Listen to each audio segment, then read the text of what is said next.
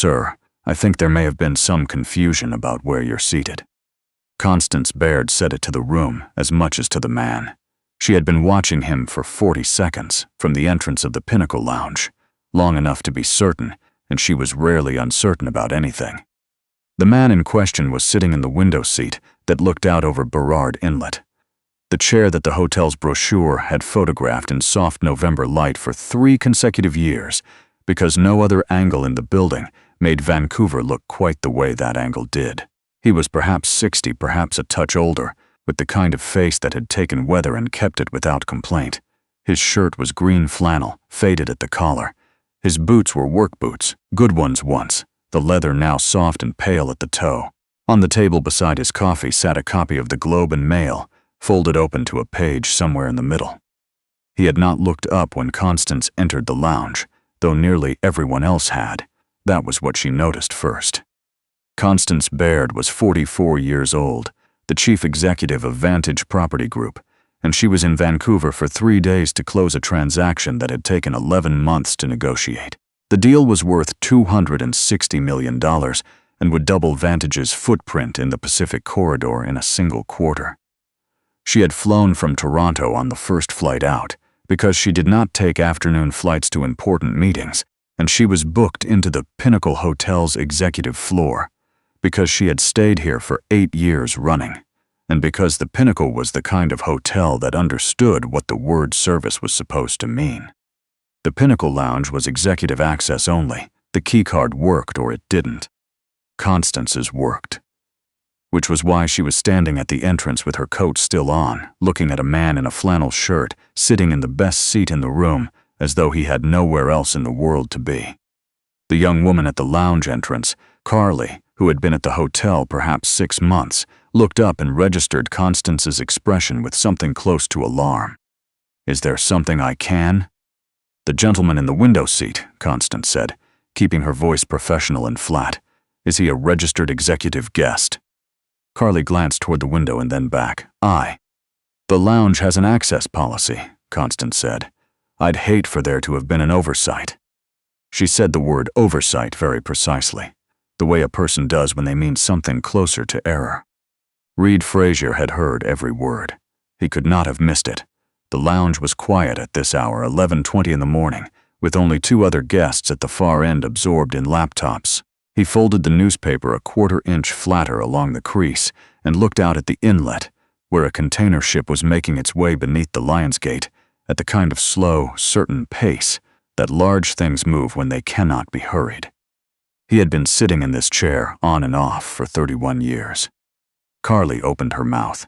Before she produced a word, a second person appeared at the lounge entrance, Philippe Gauthier, the hotel's senior concierge, who had been at the Pinnacle for 19 years and who was currently moving at a pace that, for Philippe Gauthier, was as close to a run as the man ever came. He stopped beside Carly. He looked at Constance with a professional smile. Then he looked past her, across the lounge, and his expression did something that was difficult to describe. It was not surprise. It was something older than surprise, the particular softening that happens when a person sees someone they did not expect and realizes they have been, without knowing it, glad they might. "Mr. Frazier," Philippe said. He crossed the lounge in 12 steps. "I didn't see your name on the arrivals." Reed Frazier looked up from the window and smiled, the unhurried smile of a man who was never in a rush to do it. "I'm not in arrivals," he said. "I'm just in for the day." Philippe nodded in the way of someone absorbing a fact that needed no further processing. He said something in a low voice that didn't carry, and Reed answered in the same register, and the whole exchange was over in under a minute. Then Philippe turned back and looked at Constance with a smile that was entirely professional and gave away not one thing. "Can I help you find a seat, Miss Baird? Your usual table is available." Constance found her seat. She took off her coat, arranged it over the back of the chair, and set her bag on the seat beside her to keep the surrounding chairs empty. She ordered a flat white and opened her laptop and pulled up the term sheet for the Vancouver deal. She did not read the term sheet. She looked at the man in the window. He was reading again, or not reading. The paper was folded in his lap, but his eyes were on the inlet, on the container ship that had cleared the bridge by now and was making its way toward open water. He watched it the way a person watches something familiar, with the steady attention of someone for whom the sight carries information that others simply don't receive. Everything about him was wrong, and she kept returning to that. His shirt was faded in the way that takes years, not wash cycles. His boots had been resoled at some point. His watch was nothing she recognized, a simple metal-banded thing that caught the light and gave nothing back. His hands on the newspaper were the hands of a man who had done physical work. The knuckles prominent, the skin weathered in a way that doesn't reverse even when the work stops. The Pinnacle Lounge attracted investment bankers and managing directors and people who ran things. It attracted her. It did not attract men in green flannel. "You're here for the conference?" she asked. She had not entirely intended to ask it. The words arrived before the decision. Reed Frazier turned from the window without hurry. "No," he said. She waited. Nothing followed. "Business or pleasure, then?" "A bit of both," he said. "Mostly I just like this chair." He said it without irony, which was worse than if he had said it with irony. He turned back to the window. Constance's flat white arrived. She wrapped both hands around it and made no progress on the term sheet. Her phone buzzed. She answered it. "Tell him the amended clause goes in or the deal doesn't move," she said. "I don't care what their counsel says. We've been through this 4 times. I need that confirmed before 3 o'clock. Yes, today." She ended the call and set the phone face down. "Do you find it helpful," she said, toward the window, toward the flannel shirt, "talking to people that way?" Reed Frazier glanced at her. His expression had not changed. "I was talking to my team," she said, covering the slight embarrassment in her voice immediately. "I only mean, some people find direct language a useful negotiating tool. I've always been in that camp." "Is that working out for you?" Reed asked. She blinked. It was such a simple question, delivered with such complete neutrality, that she could not find the angle on it. Was he being dismissive? She couldn't tell. His face offered nothing to work with. "Extremely well," she said. He nodded and looked back at the inlet. That was all. For the next 20 minutes, Constance answered emails, reviewed 2 pages of the term sheet, and took 2 more calls at the same volume she always used. Between those calls, she found herself twice looking across the lounge at the man in the flannel shirt who had not moved, had not checked a phone, had not asked for anything, and whose coffee cup had been refilled at some point without him appearing to have asked for it. She typed his name into the search bar, Frazier. She had heard Philippe use it. She added Vancouver Hotel Property Group and a few other reasonable guesses. What came back was a real estate brokerage in Surrey with a different spelling, a retired hockey player from a different province, a landscaping company in North Vancouver with 3 Google reviews. Nothing that accounted for a man who made a senior concierge cross a lobby at speed. She closed the search and kept that information in the corner of her mind where she kept things that hadn't yet been filed. A lounge attendant named Margot, an older woman who managed the space with the unhurried efficiency of 11 years in the same room, appeared at Reed's table with a small plate she set down without being asked, 2 pieces of shortbread and a folded cloth napkin. Constance recognized the shortbread. It was not on the standard lounge menu. She flagged Margot as she passed. "The gentleman in the window, is he a Pinnacle Circle member?" Margot Plant looked at her with the practiced pleasantness of someone who had been answering difficult questions for 11 years, without once letting the pleasantness look like effort. "Our guest services are tailored to individual guests," she said. "Is there anything I can bring you?" A door closing politely. Constance recognized the shape of it because she had closed exactly that door on people herself many times. She looked back at the man in the window. He had picked up one of the shortbreads and was eating it slowly, watching the water. There was something in the ease of him, in the complete lack of self-consciousness, in the way the room arranged itself around him rather than him around the room, that was producing in Constance Baird a feeling she didn't have a clean name for. It was not quite anger, it was not quite embarrassment. It was the feeling of a person whose understanding of how a room worked was proving, in small increments, not to be the whole picture.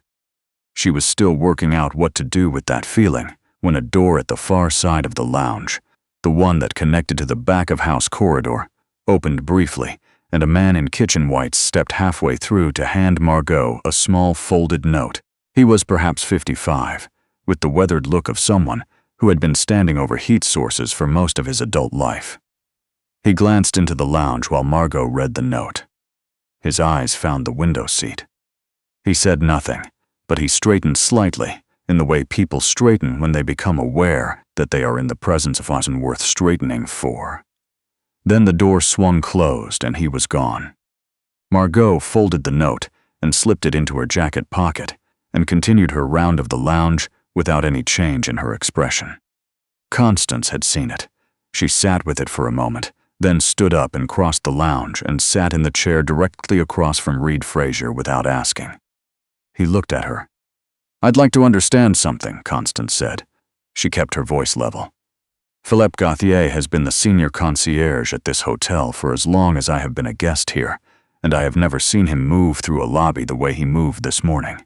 Your attendant has told me she is not at liberty to discuss your guest services. Your kitchen staff appear to know your face." She looked at him directly. "And I cannot find a single result for your name online that explains any of it. So I'll ask plainly, who are you?" Reed Fraser set the newspaper on the table. He considered the question with the patience of a man who had been considering questions his whole life and had learned to do it properly. "These days," he said, "not much of anyone, by most measures. I read in the mornings, I walk. Yesterday I drove up toward Squamish and watched the eagles for a few hours. There's a good pull-off before the river where a few hundred of them winter. You have to walk in on gravel, but it's worth it." Constance looked at him. "I'm not asking about your hobbies." "No," he agreed. "You're asking who I am." "Yes." "I know," he said, and for the first time that morning his attention was fully on her, not dismissive, not defensive, simply complete. "I just don't think it should matter." The sentence arrived somewhere Constance wasn't braced for. He meant it. She could see that he meant it the way you can see when a structure is load-bearing versus decorative, and this was load-bearing straight through. She went back to her table.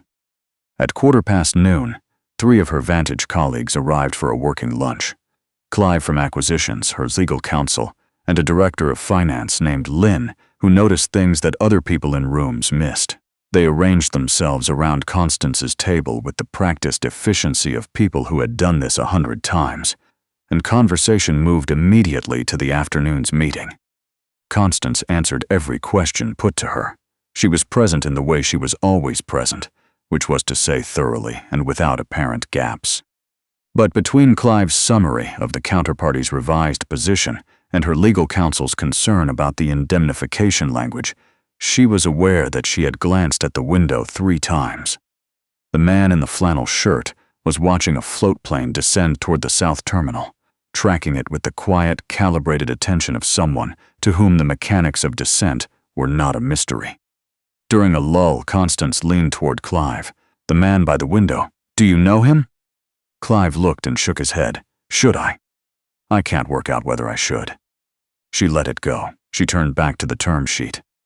It was Lynn who touched her arm near the end of lunch and tilted her head toward the lounge entrance. A man had come through who was not from the conference. He wore the hotel's badge on his lapel, dark blue with silver lettering, and moved with the unhurried authority of someone who moved through this room every day. His name was Bertrand Oulet. He had been the Pinnacle's general manager for 9 years, and in Constance's experience, Bertrand Oulet appeared in one of 2 contexts: when something had gone seriously wrong, or when something required his specific and personal attention. He walked through the lounge. He did not stop at Constance's table. He walked to the window and extended his hand, and Reed Fraser stood, and the handshake they exchanged was the kind that happens between people who have known each other long enough that the handshake is less a greeting than a private shorthand. A compression of years into a few seconds of grip and eye contact, and something passing between them that was not visible from across the room. Constance stood up before she had decided to.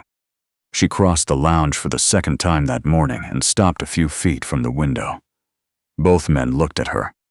"I'm sorry to interrupt," she said. The phrase felt foreign in her mouth.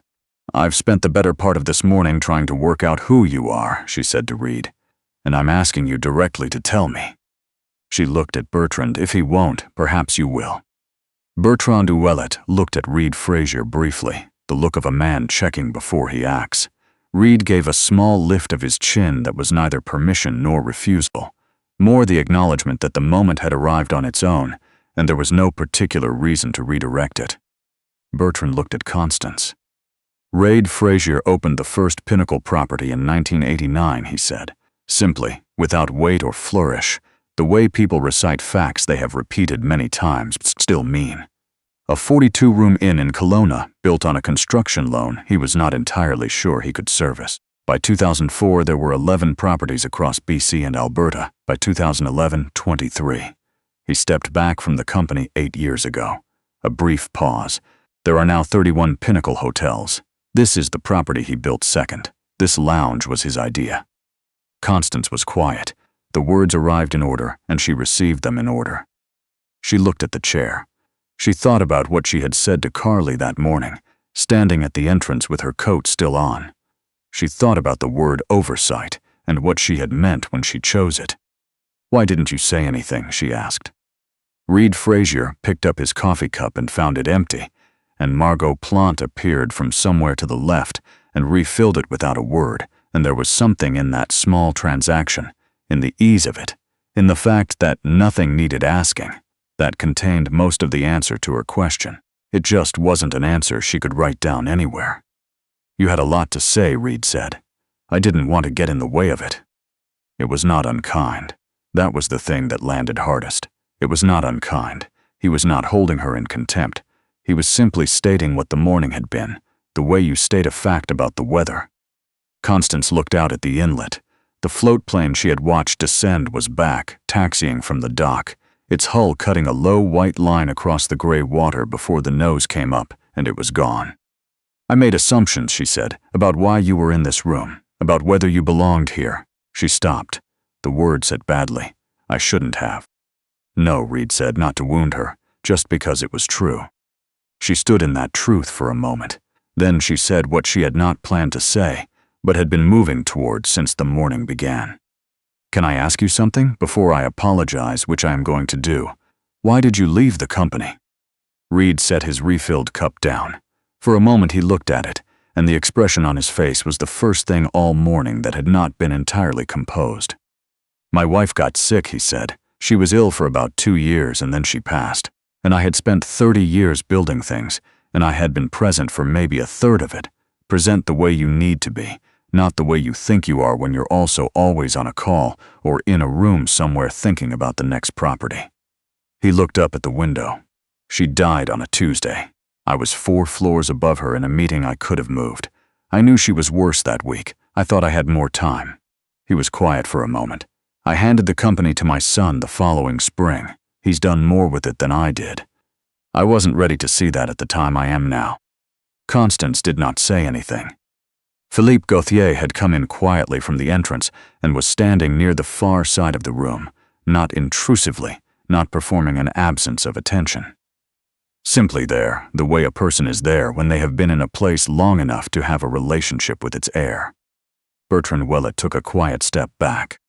Constance looked at Reed Frazier, at the flannel shirt, at the worn boots, at the watch that caught the gray November light and gave nothing back, and understood that she had spent the morning reading a room she did not have the vocabulary for.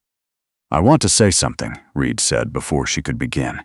His voice was even and without edge. "Not to make this harder than it needs to be, but I want you to hear it." She waited. "You're going to apologize to me because you found out I built this hotel. I know that, and I'll accept it because the apology is real and I can see that it is." He looked at her steadily. "But I need you to understand where the wrong thing actually was. It wasn't that you misjudged my rank. It was that you decided in the first 40 seconds that whoever I was, I didn't warrant the same courtesy as the person sitting across from me. That's the thing you did, and it would have been the same thing whether I had built this hotel or swept its floors." He paused. "If I had been exactly what you assumed, an ordinary man who wandered into the wrong lounge, every word you said this morning would still have been wrong, not less wrong, the same amount wrong, in the same direction." Constance Baird had spent 20 years in rooms where every sentence was a position, and every position had a countermove. She looked for one now and found nothing to work with because it was not an argument. It was a description, and it was accurate. She looked at Philippe across the room. "This morning I asked at the entrance whether this guest was authorized to be in the lounge," she said, loud enough to carry. "In front of other people, I made clear what I meant by asking." She kept going before the discomfort of saying it out loud could change her course. "That was wrong, and I want to apologize to you and to your staff. In the same place I did the other thing." Philippe Gauthier held her gaze for a moment, not uncomfortably, not with any performance of magnanimity, and then he nodded once, the nod of a person who was not required to offer more than that. "Thank you, Miss Baird." She turned back to read. "I'm sorry," she said. "I want to be specific. I walked in this morning and I saw what you were wearing, and I decided that you shouldn't be here. That was what I thought, and I acted on it. There isn't a better version of it underneath, not a more defensible one, not a more polite one." She held his eyes. "I was wrong, and I knew it while I was doing it." Reed Fraser looked at her for a moment that was not long. "I accept that," he said. He did not tell her it was fine, because they both understood it hadn't been. He did not offer her a lesson, or a summary, or any of the things people offer when they want the recipient to feel better faster than the feeling actually moves. He simply accepted what she had said, and he let it be what it was. He sat back in the chair. His chair, the one that had looked out over Burrard Inlet since 1993, when the second Pinnacle property had opened and he had stood in this room before the carpet was even down, looking at the water and thinking that if a person were to put a chair exactly here and orient it exactly this way, they would have one of the better views available to a person who had to be indoors. He had been right about that. "You have a deal closing at 3 o'clock, he said. She blinked. "How did you?" "You said so on one of your calls." She'd forgotten. "Good luck with it," he said, and he meant it, in the uncomplicated way of someone who did not need her to fail in order to feel the morning had resolved correctly. Constance picked up her coat and her bag. On her way out, she stopped at the entrance where Carly was standing with the careful expression of someone who had been doing a very good impression of not having heard anything. "I'm sorry about this morning," Constance said. "That was an unreasonable thing to put you in the middle of." Carly looked startled in the way of someone who had prepared several responses and not prepared for that one. "Thank you," she said, and seemed not to know what else to do with it, which was fine. Constance didn't need anything done with it. She went out through the lobby. Behind her in the lounge, Reed Fraser sat at the window and watched a second float plane cut a long, flat line across the inlet and lift slowly into the low November sky. He watched it until it turned north and disappeared into the clouds sitting over the mountains. Then he picked up the newspaper and found the paragraph he had lost his place in, somewhere over an hour ago, and resumed reading it. Philippe Gauthier, passing the lounge entrance at 10 to 3, paused in the doorway for a moment and looked at him. At the easy set of his shoulders, at the afternoon light sitting on the side of his face, and felt something that was not complicated and did not require naming. There was nothing on Reed Fraser that afternoon that would have told anyone moving through the Pinnacle's lobby who he was. Not the jacket, not the boots, not the worn watch. He was a man in a good chair, reading the paper, watching the water. He had been that man at 52, and at 43, and at 31, standing in an unfinished room with plywood where the floor would be, looking at the inlet and understanding something about what a person needed from a room before the room had any walls. The staff who had been there long enough knew it, not because of what he had built. There were buildings everywhere, put up by people who could not have told you the name of a single person who worked inside them. They knew it because Reed Fraser had learned every one of their names. He had asked about their families and remembered the answers and come back the following year, and asked what happened next, not as a performance of warmth, but because the answers had stayed with him between visits, and he had found, genuinely, that he wanted to know. That was what Philippe had moved at something close to a run for. That was what the kitchen worker had straightened for, through a half-open door.